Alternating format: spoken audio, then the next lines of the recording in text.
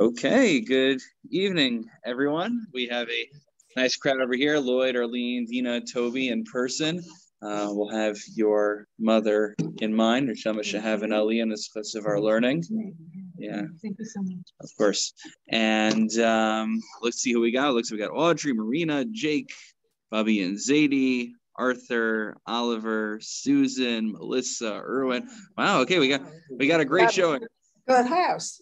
Look at that. I feel like I'm reading Lahavdil Afi Avdelis, like the whole list of Haman's children in the Megillah. Like one breath, you have to like get it all in one breath. So, it should be to the extent that I can't even keep track of who's on here. Until your lips wear out from saying enough, too much blessing. So, Zadie, you got a shout out recently. A gentleman reached out to me. I like to give credit to people's names. I'm forgetting on the spot. A person from England, and he says that for a year now he's been following my Shir Manwayu Torah. I had no clue. He reached out after our Shir previous week to give me a correction that Eschatayani Maskir Hayom would have been remedied by me doing enough Shnai Mikra before the Shir, where we're talking about Yehuda and Tamar and what happened to his wife. And he's like, yeah, you missed that pasuk right before, and it says his wife died. And you know what? That's why I have to do Shnai Mikra before I talk about the Parsha, because I was so focused on Yehuda and Tamar that I missed the pasuk right beforehand. So I can't say it happens to the best of us. I don't know if I represent the best of us, but it happens to people. So I thank him for that correction. And Zadie, he gave you a shout and said that he appreciates your insights. So I'm not going to say that makes me him and other people also. Okay, so let's. So let me hand out the source sheets. You could just take a copy, pass around. I actually want to do 3 questions tonight. 2 short ones, and depending on how much time, a slightly longer one. One question is found in Rav Zilberstein's Vaharavna from last week, one from this week, and then one from my good old friend here, the Chavetzeles HaSharon, which I don't really know who he is. I mean, Chavetzeles HaSharon is a very famous sefer in the yeshiva world. His name is Rabbi Mordechai Karlbach. I don't think any relation to Shlomo Carlebach. Well, I hope nothing like him in terms of the activities that he was up to. Okay, so the first question I want to deal with is as follows. So just looking at page 1, again, if you could follow along, as I always say, great. If not, you'll benefit as well nonetheless, just a supplement. Question is as follows. I'll do the question outside and we'll look at his answer inside. Question is, I go to a hotel. And when you go to a hotel, there's usually some goodies that are left out for you. I always get scared, by the way, because I don't know, is this coffee here free? Am I going to be charged for it? I know that the Coca-Cola in the fridge I'd be charged for, but so I just don't take anything in terms of food or drink that they give me, lest I get charged for it. But let's say, one time it's, 3 a.m. in the morning, you're really thirsty. You don't know what the water quality is where you're at. And you take a bottle of soda, or you take soda, whatever it is. You take soda, you take water out of the fridge in your thirst, you drink it. And then afterwards, you realize, oh my gosh, this one bottle of water would have cost me $7. So what do? Being the good Jew that you are, I'm not going to pay those $7. I just paid on, $250 for the room for the night. But I'm not going to pay the $7 for the water bottle. What do? You go to Walmart the next day. You buy another water bottle from there for $1, and you replace the water that you took from the fridge, and you put it back in. No harm, no foul. And that way you saved $6 that you would have had to pay the hotel otherwise. The question that was asked for Zilberstein is, do I owe the hotel money? Because, I took their water after all. Or on the other hand, no harm, no foul. I took the water, but I replaced it. So as far as the hotel should be concerned, that water was always there. It never left. I don't owe them a penny. I replaced that which I took. So the question is, do I owe the hotel the exorbitant price that they would have charged me otherwise? Or by replacing what I took, it's sufficient. I don't owe them anything. That is the question. Are they checking the SKU number anyway? Ooh, because one at a the time. brand. Let's see. Well, Audrey, Susan, yeah, and who else is waiting? Just so we can get a Okay. lineup. You're Audrey. going to, Who okay. else? No, Okay, it's me. I'm talking. Okay. You're going to owe the hotel anyway because the brand of water that you're replacing it with is not the same brand as the hotels. And Well, so maybe it they're going to is. know you stole it. So Audrey, this is what we call a kasha and a maisa. You are correct that I think deliberately hotels, when they get the little Coca-Cola bottles, they get like these very special small ones with the metal caps on them. Right. So Exactly. it's hard to find a replacement easily for it because they know people might pull that shtick. But assume for simplicity of the case that it's a regular Coca-Cola bottle, one you can easily get at a Walmart, and you replaced it. So working on that premise or that set of facts, do you owe the hotel the price that they would have charged you? Are they checking the SKU number? Motion number one, the question is, did they put anything in the room to inform you that there's a charge for this stuff? And if so, how much? Very good. That's the first question. If there is a charge that they have a lawful right to impose, once you take the product and you use it, you owe them, and replacing it doesn't help. So okay, very good. So let's break this down. Number one, I actually didn't think about this detail, but the hotel room informed me of the cost. Now, I might counter that, Zadie, and say that when I run a red light, there was no sign next to that red light that said, if you run this red light, you will have to pay a fine. Yeah, but we're talking there's about a state driving manual. So my point being is that there are certain things that are so well known that they don't need to be advertised. True, maybe the hotel didn't explicitly put the price right on the bottle, but I think, I don't go on vacations that often to hotels, but I think even I know that what's in the fridge over there is not given to me out of the benevolence and the magnanimous nature of the hotel, but they're just trying to make more money off of me. Are they checking the SKU number? No, wait. The vehicle and traffic law, everybody knows, whether you know the law or not, if you violate the law, you're guilty. That's a basic proposition law. Ignorance of the law is no excuse. We're in a different realm. We're talking about contract law. Contract requires an offer and an acceptance, and the parallel is there in halakha in order for there to be a contract. The simple solution is you pick up the phone in the room, you call down to the desk, and you ask them, is there a charge for this before they take it? Okay. But again, if hard to do on Shabbos. There are a lot of freebies in motel rooms. They're free chocolates, they're free pen and notepad. And the one motel chain that I use, a lot of times they will give you a complimentary bottle of water once you check in, and they'll give you more complimentary water if you ask for it.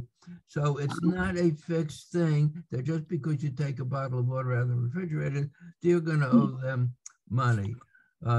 Offer and acceptance is the best guide for contract law.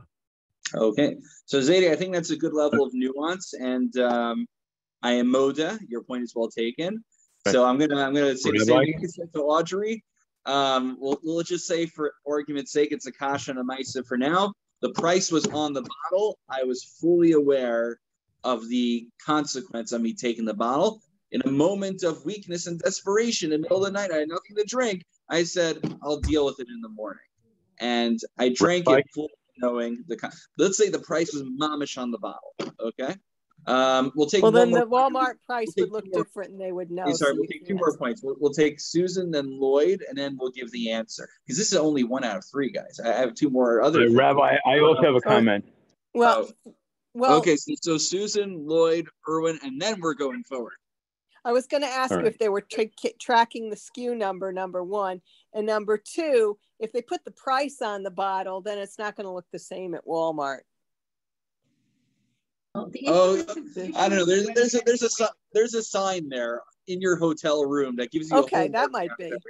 I don't know. Just that's the case. I just wanted to. If there's a sign, there should be no question. Right. Exactly. I'm saying there's no ambiguity. He knows that he will be charged if he takes the water bottle an exorbitant amount of money. He knows the price. And the only question here is if he decides to replace the bottle, does he now owe the hotel money still, or what he took, he replaced, and that's it. So I see, Toby, you're nodding your head vigorously. Your position is well noted. Lloyd. Isn't there a case of a certain amount of honor as required by the Torah?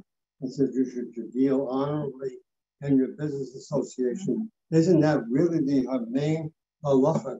Yes, integrity is important. And that was last week's Gemara we did in Makos. We had a whole Amud about not reducing the Torah, God forbid, but emphasizing certain midos in the Torah.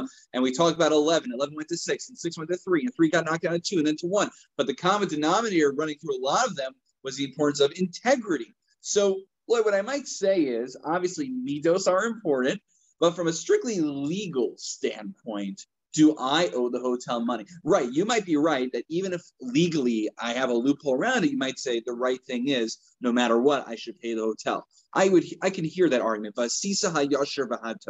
We are given a meta halachic mandate to do that which is ethical. Now we can debate that, if that falls within there, but from a legal standpoint, can they bring me to Beis Din theory and extract money from me on that basis? So I tagged one more person.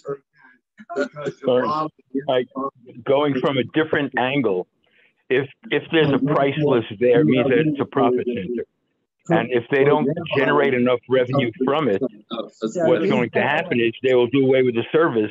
And then at some point in time, when someone actually does need it, it won't be in the room. Sorry, can you just reiterate that? Okay. What was the argument? If they have a price on the product, okay, means that the hotel is deeming that as a profit center. Mm-hmm. If they don't generate enough revenue to warrant it, they will do away with the whole service. So there won't be any product in your room that you may utilize at all. So I think, Erwin, and then at some point in time, if someone does need it, they're going to have to run to Walmart or wherever to get it because it won't be in the hotel room. So, Erwin, I think the point you're making is similar to what Lloyd is saying, which is there's a broader moral concern over here. Lloyd's emphasizing integrity. You're emphasizing, pay it forward. Think about the next guy who eventually might lose out because of your actions. But again, from a strictly legalistic, monetary, halakhic standpoint, do I owe the hotel money?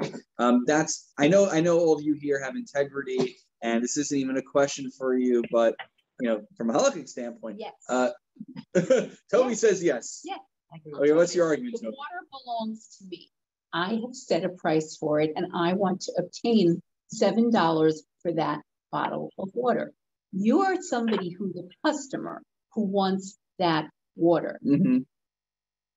Just because you've replaced it, you may replace it, but the next person who comes into that room may not be interested in buying that water. So they've now lost their bottle of water. They've lost the opportunity to sell to a customer who actually wants the product for the price that he wants. Okay, I don't follow that. So you know what? I think, Toby, what you're getting to might be what he is suggesting the answer. When we get there, you'll tell me if I understood correctly or if it's a different idea. But you're getting to the idea of a service. That's what I was going to say. Oh, that's they're offering a very service. Good, very good. It doesn't matter what the water is. But that's what they're okay. Okay, so you know what? Okay, so we're going to give the answer now because we basically got to Oliver. I see your hand virtually raised. Let me just get through the answer, and then if we don't address your point, please hold me to it so I could take your question or your ha'ara. So here we go. If you want to look inside in the tshuva, it's page number 2. Just flip over a little bit. Next page. Nirish in berega shalachu hiskavim l'knoso. So you know what we have over here? Again, remember everybody, Mimanov Shach is, Mimanov Shach again is, either way you slice it, things aren't going to wind up well. Things don't make sense. Nirish in berega shalachu hiskavim l'knoso. What's my kavanah when I take the water? Is my intention to purchase it from the hotel, or is my intention not to, which would mean I am stealing the water. So if I intend to do things in a legal, proper manner, then what I'm doing is I'm purchasing it from the hotel based on the conditions that the seller, i.e. the hotel, stipulated. And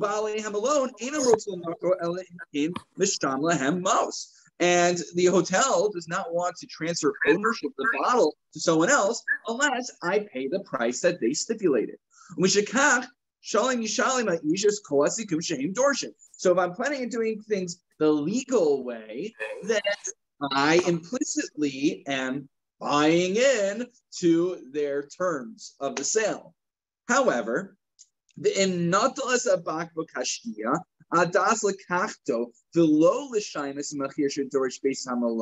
however, if I take the book to the bottle to drink from it, and I do not intend on paying the hotel for it, then harehu nechshav gazlan.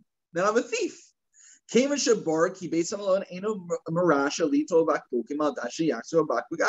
Because clearly I'm breaking terms of the agreement. They are only giving me this bottle on condition I paid the price that they stipulated. So here's a factor we need to add to the equation. In general, if I steal something from you, I steal your, what is that? Is that a glasses case, Toby? Mm-hmm. If I steal Toby's glasses case right over there, I steal from you, and you say, okay, time to pay up. You owe me my glasses case. Pay me however much that is worth. I can actually return to you and say, no, I have it right over here. Take back what is yours. But that's only when I'm returning the same glasses case to you. That's only when I have the exact same thing. But if I already drank from that bottle,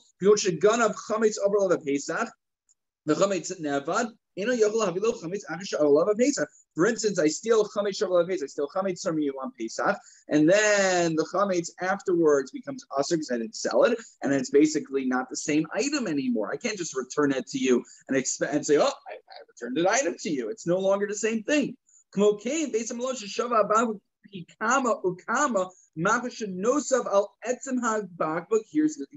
looking for.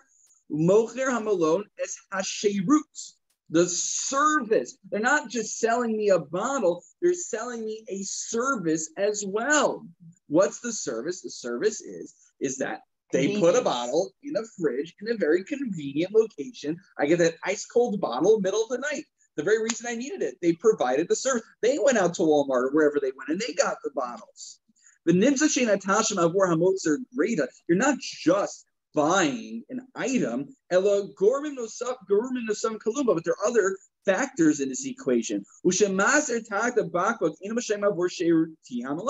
when you replace the bottle, you're only compensating them for the bottle aspect, but not for the service that they provided you. And therefore, as Silverstein says, forget about integrity at this point, even if we didn't get to that point of integrity, just from a baseline, halachic, legalistic standpoint, you would owe the hotel the money, not just for the bottle, but because what's the extra money for? The service that they are providing. So legalistically, if you took Toby's eyeglass case with the intent to deprive her of it, and then decided to give it back to her, is there any legalistic obligation there? Well, in theory, if I didn't return it, and then I was brought to Beis Din and they extract from me, and I had to pay back double in the times when they did knasos. Nowadays, Beis Din doesn't have the power to impose penalty payments. They can only do restitution. So kefel, paying double the amount, the principal is restitution, but the kefel is double, and Beis Din just doesn't have the power to do that anymore. But let's say, so now 10 days goes by. Yeah. Now I'm getting my crap cut. So I've got it back, but I had to be without it for 10 days. Deprived of you. So are you going to compensate me for those 10 days? Oh, right. So you're right. So I guess, and I think it's a bit of a discussion of like a grumma, so by you not having your glasses, you weren't able to bring them to work and then work on your computer, and you couldn't see well, so you didn't perform as well at work. So it might be, So right, so it might be an indirect form of damage. Sure, very direct form of damage. Right. So you're saying that they should take into account that, you know, for instance, like let's say I steal your car. So now for 10 days you can't make it to work. Do I owe you the money that it would take for you to normally that you had to spend to get a rental car? Commute. Sure. Yeah. Right. So that's what you're asking. Sure. Primary factor in lawsuits for personal injuries. Right. That's what I say. That you know, a homer, you have to do it when it's an accident. Then you certainly should have to do it when it's intentional. Right. So I mean, what basically we'll get to the question halacha is what is like considered a direct form of damage. Like we have grama, we have garmi. Like a garmi is not say direct. I do a direct act that has an indirect damage toward you. So yeah, it's all right. Maybe we should do Bava Kama as our next mistake at this point. I thought you guys were getting tired. I thought you guys were getting tired of the Zekin. I wanted to do. You see, I thought you said brachos. Well, you know, I said that too. Since she was deprived of the eyeglass case, and she was very upset emotionally. And therefore, right, the aggravation. So what's interesting is, you know, you're talking about personal injury. We have a concept of 5/4 in compensation. When I harmed somebody directly, like a chovel, I harm you literally directly. So I have to pay different things. I have to pay you for the work that you're missing out on, for the humiliation that you endured, for your doctor's bills. So yeah, I mean, those are definitely on the books in halacha. Again, how we and you know what's interesting about those forms of compensation is that something that you might say is mechanically indirect. I didn't directly force you to pay to go to the doctor, but it's understood that me damaging you necessitated you going to the doctor. So these ideas are definitely halacha 101 in his. Okay, you know what we'll do actually? We're going to skip a little bit. I'm going to skip the next question in Rav Zilberstein, and I want to go straight to the Chavetz Sha'aron. And if we get past this piece and still have a little bit of time, which I don't think we will, we'll circle back to the other one. Yeah, it's saved for next week. Let's prep work for me, I guess. Yeah, it's the last it's the last sheet. Should be the Chavetz or second to last sheet. I don't know. Says Chavetz Sha'aron on the top. Yes, exactly. It says Chavetz Sha'aron on the top. So this actually should be very interesting because it actually connects to what we're learning in Makos. So what's the connection to the Parsha? Connection to the Parsha is that we talk about Yosef, Yaakov, obligations of Kibbut Avim. Now, I think who here is a grandparent? Oh, yeah. I'm a great grandparent. Not here. What was that? Grandparent. You might be aware of that. I might be aware of that. Okay. Who's not a so okay. I detect there's going to be a lot of bias in answering this question. Is there a mitzvah for a grandchild to respect their grandparents in halakha? What a question. Not everyone all at once. You respect your parents, I assume you should respect your grandparents. So Dina says, well, it says that you're supposed to respect your father and mother, but it doesn't really say, it doesn't say your saba and savta. No. Yeah, Lloyd? You're supposed to respect your elders. So there's a so Lloyd, grandparents are indeed under the classification of elders. So Lloyd says Lloyd says maybe there's not a specific commandment directed towards one's grandparents, but there's a general idea of Niseva Takum that you're supposed to rise in the presence of one who is elderly, one who is wise. We actually, it's one of my Gemara I really love in Maseches Kiddushin. You guys love it more than I will, but I think it's really great. In general in Halacha, we give respect to those who are like Rabbanim, those who have amassed great scholarly knowledge. There's actually Gemara in Kiddushin that talks about how they would stand up for an elderly Gentile, an elderly non-Jew walking by. They would stand up. Why? Because they respected him not for scholarship per se, not for his religious observance, of course, but for his life experience and the wisdom that comes with life experience. So there is, in Judaism, we very much respect life experience. So I don't need to tell you guys that. You know firsthand better than I do. Jake, are you raising your hand? Yeah. Yeah. Well, if a child is supposed to honor their parents and the parent honors their parents, isn't the child honoring their parent by honoring their grandparent? Very good, Jake. Yeah, you are already up to the second answer to a question I didn't even present yet. Rav Kluger is going to talk about that. So, Jake, you're like 3 steps ahead of me right here. Excellent suggestion. Excellent.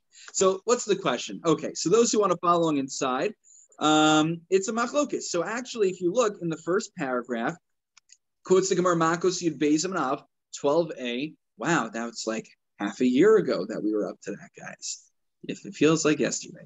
So Makos Yud Beis Amud Av, and based on Rashi over there, so here's the question.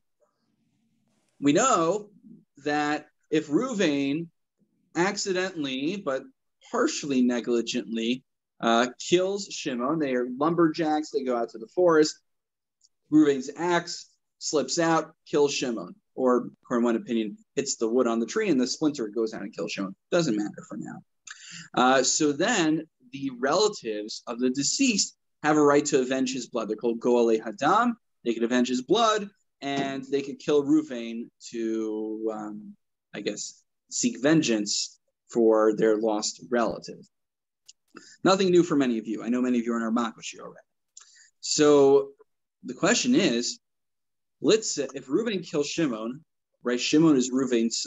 So we got Reuven, the grandfather, Shimon, the son, and Levi, the grandson. If Reuven, the grandfather, accidentally kills Shimon, his son, does Levi, the grandson, become the avenger of the blood, the Goel Hadam, to kill his grandfather to honor his father who was killed? Okay. Again, Lloyd, right? We're not talking about, we're not talking about integrity, ethics, and all that fun stuff right now. But from a legalistic standpoint, which we might be able to get some actually moral instruction from it, that's the question we're asking. Is the Goel Hadam obligated? Very good. Toby asked an important question, which a long, long time ago the Gemara actually deals with, which is, well, is the Goel Hadam, does he have a mitzvah to avenge the blood of his deceased?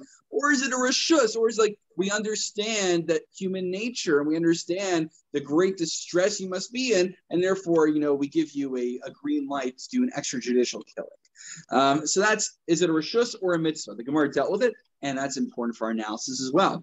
Well, the other question is it mutar to do it?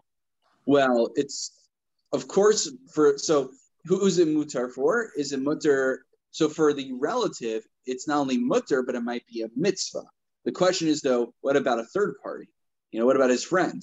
So his friend, according to some opinions, might be considered murder if he tries avenging his blood. Okay, so it says the halacha that's stated is that he actually does become a Goel Hadam to kill his grandfather to avenge his father's blood. And so you look at the end of the first paragraph. So you never become a Goel Hadam to kill your father, but you do to kill your grandfather to avenge your father's blood. Mikol Makom, right? This is like a really, hopefully, should never be Lamaisa. This is all, it's even all hypothetical. Like even more hypothetical than the Coca-Cola from the hotel, God forbid. Mikol Makom, like even footing over here. Mikol Makom, Horeges Avi Aviv. You still will kill your grandfather. So what can I infer from here? It must be that the reason I don't become a Goel Hadam to kill my father is because I have a mitzvah to honor my father, which contradicts the mitzvah to avenge one's blood. But if I'm allowed to kill my grandfather, or I might have a mitzvah perhaps to kill him, then that I can infer from there that perhaps there's just no mitzvah to honor my grandparent to begin with. And that's why I'm allowed to do it, unlike my father. Alternatively, you look where I put the base in the next paragraph.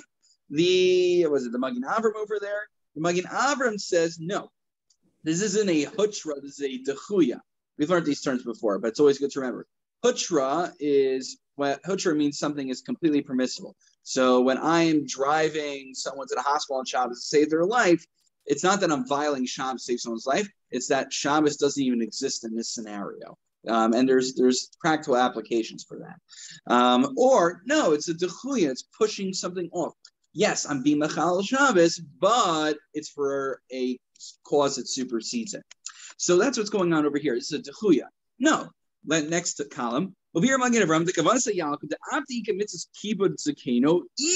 there's a mitzvah to honor my grandfather, there is a mitzvah to honor my grandparent.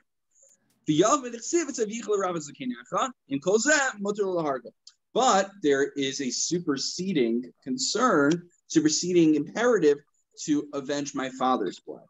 And so the question that leads us to ask is, wait a minute, if according to this, if I indeed am chayiv to honor my grandfather, and I'm chayiv to honor my father, why do we give preference for honoring my father by killing my grandfather?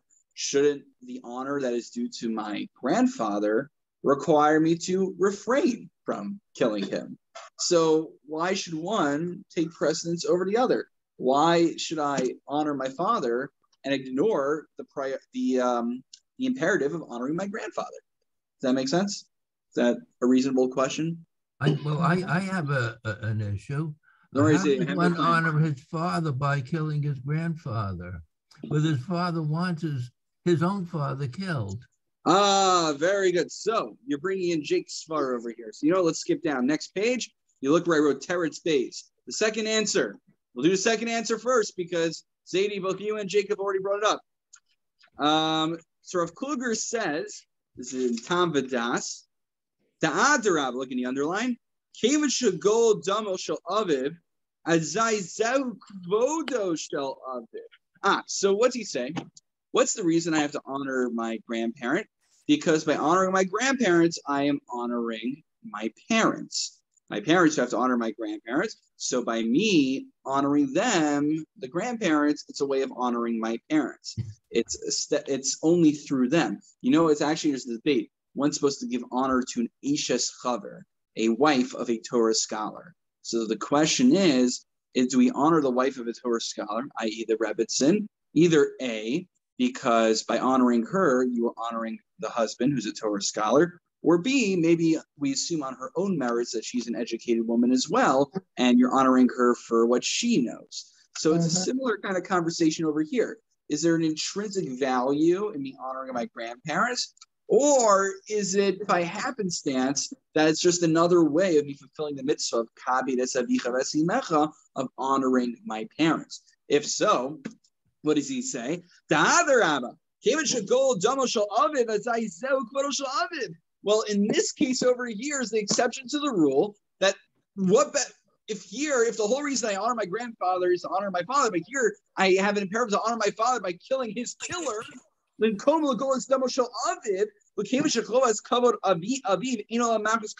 and since honor my grandparent is only as a means for honoring my father, as I've been done.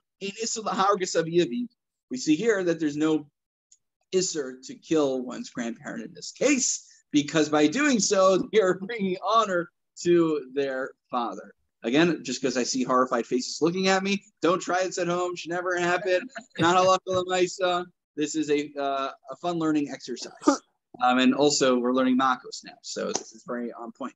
That's answer number one. So indeed, we are supposed to honor our grandparents. I know I'm preaching myself over here. We're supposed to honor our grandparents, but as a means for honoring our parents, usually there's no nafkamina between why I honor my grandparents, except in a case when it's in actual conflict with the interest of honoring my parents directly. But does the grandfather have a chance to go to a sanctuary city? Oh, no, so very good, very good. So if it was B'shogeg, if he accidentally killed him, then yes, he would be able to flee to an Ir Miklat. He'd be able to go to City of Refuge, not that room where everyone keeps all the scotch, the area of refuge. He shouldn't expect that there would be I mean, from what you just said, he shouldn't expect that he would be at any risk. He shouldn't. No, what do you mean? The grandfather? The grandfather? Oh, no. So here's the one exception. True, I have a mitzvah to honor my grandfather, but only as a means to honoring my father/mother. And here I have to honor them by avenging their blood. And So therefore, the grandparents' kavod, which only stems from honoring the parents, this is how I honor the parents, apparently. But yeah. This pretends to be similar to honor killing. Oh, it's certainly a form of honor killing. Didn't we, because the Jewish religion pretty much say, no, you should not indulge in honor killing, or this is saying, yes, it's fine to do honor killing? So you're asking about extrajudicial killings, right? Right. Right, so good. So I want to actually bring in one more detail, because Lloyd's saying, like, oh, it's like terrible. I mean, this is terrible, you know, of grandparent killing their grandkid killing their grandparent to honor their father. It's such a mess over here. You know, it's almost like reminds me of like the Rashia Bar Rashia that we did. Like that was more sexual sins. Now, I'm going to say the rest of it out here because I don't want to go through all of it inside. There is a distinction here. This case, it might not be a case where the grandfather accidentally killed the son, but actually, is there a case where the grandfather deliberately, bemazed, killed him? Wait, if he deliberately killed him, usually Beis Din puts you to death, not the Gol Hadam. So it's Machlokas Rashi and Rambam. Rashi says, yeah, that's how it works. That's how we understood the Gemara when we learned it in Makos together. Rambam says there's always a Gol Hadam when someone gets killed, unless it was out of their control. You know, because when you think about it, why if I deliberately kill somebody, should things be easier for me than if I only accidentally killed somebody? And in fact, Rambam is seemingly bothered by that. Because let's say, you know, we see this all the time. People can elude the government, they can elude the police, but a determined relative, they'll hire a private investigator, they'll really make sure it gets done. They'll hire an assassin, whatever it might be. So what does Rambam say? Rambam says it's not that Beis Din puts a deliberate murderer to death exclusively to the exclusion of the relatives also. It's that Beis Din, on top of the relatives' efforts, will take this man to court, will try him, and then give him capital punishment if he deserves it. So what is Rambam saying? This whole case over here is only a case where the grandfather deliberately killed his son. And this gets to your point, Toby. Are we talking here about a reshus or a mitzvah? Is the grandson permitted to kill, or does he have a mitzvah? He's commanded to kill. Well, it depends on the case. In a case where the grandfather, Lo Aleinu, God forbid, kills his son, there's no mitzvah, it's a reshus. And in case of a reshus, your permissibility to kill your grandfather, God forbid, does not supersede the mitzvah to honor your grandfather. Whereas if, God forbid, the grandfather killed his own son in cold blood, you would have a mitzvah to avenge your father's blood. And the mitzvah, the commandment, the obligation to honor my father's blood would actually supersede the mitzvah of honoring the grandparent. And that's actually the case we're talking about over here. So not such like a happy ending still. It's an even darker case in certain ways that way. But I think it definitely sits better with me that way. That it's in a rare case, and it's already a rare case, where the grandfather kills his own son deliberately in cold blood, then you have the mitzvah of honoring your father by taking the killer's life.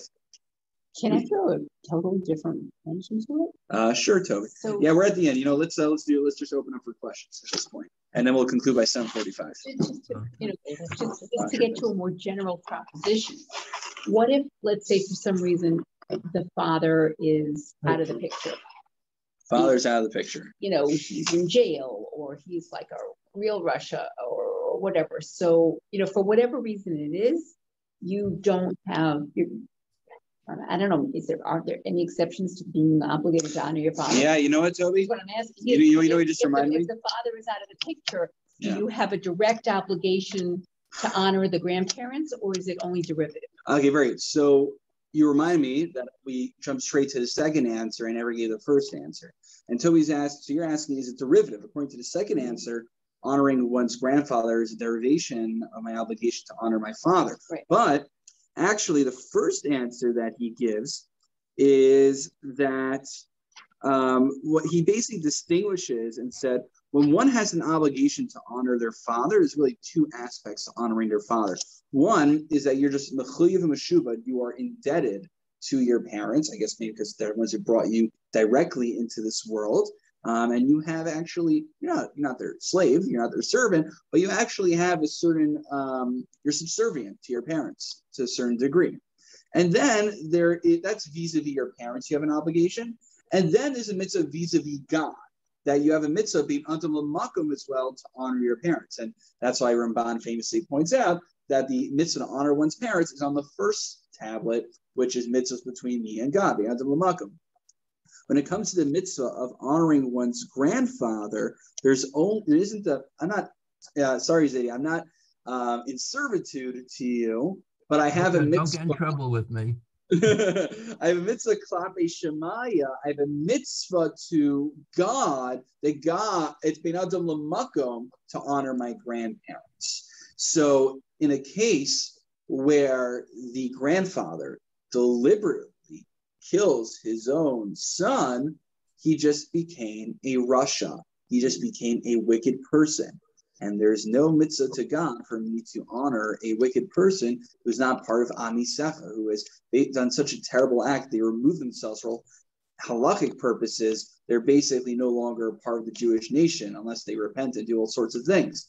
So then there's no obligation to honor the grandfather anymore once he removes himself from the godly aspect of why I honor him. So that's the other answer. That's the non-derivative answer. There's inherent. But if your grandfather is a good person, yes, then you have an obligation to honor him, irrespective of the father. Yeah. So this answer is irrespective of the father, but a grandfather doesn't have. I'm not meshubad to my grandfather, but I have to honor him because that's a mitzvah bin adam l'makom. So that's the point. Crazy. What if your grandfather is crazy? What if my grandfather's crazy? Yeah. I'm sorry, Grandpa. Just as you have to honor your parents because they brought you into the world, your grandparents brought your parents into the world. And that's why it's a little unclear to me what the svar is, because you're right. You would think, again, if I have to honor my parents, I should honor my grandparents. If I'm honoring my parents due to the fact that they brought me to this world, well, my grandparents also played a pretty huge role in that as well, just one step removed. So you make a fair point, Z. Not to worry. He's sick, and that he performs this murder because he's out of his mind. You're saying the insanity claim. So you're saying that he's not a rasha because he didn't do it deliberately. That's a fair point. Then do we call that a mazid? Did he not realize what he's doing? Interesting question. We're at Oliver. I know you were waiting. Oliver, did we get to your point? Oh, okay. I can't hear you. You're muted, but I think we did. Time's up. I know the time's up. It's too lengthy. Oh, okay. My apologies. I guess it would be so. On both the big questions. Okay, great. Thank you guys for joining tonight, and looking forward to finishing Makos, God willing, this Thursday night. I just want to make a plug. We're finishing Makos this Thursday night. If you're not with us yet, or if you are, certainly, please consider joining us for Megillah. I was about to say it's a great Masechta. I mean, they're all great Masechtas. I'm trying to think of how to make a good plug for it, but it's a great opportunity for those who have learned Gemara before, and certainly those who have not learned Gemara before. There have been people in the class who I've sat with one-on-one outside of class and oriented them to Gemara to help them, make sure they're on the same page as everyone else. So don't be afraid. I encourage everyone to try it out, and I'm here to make sure it's a beneficial experience for everyone. All right. A wonderful night, everyone. Thank you.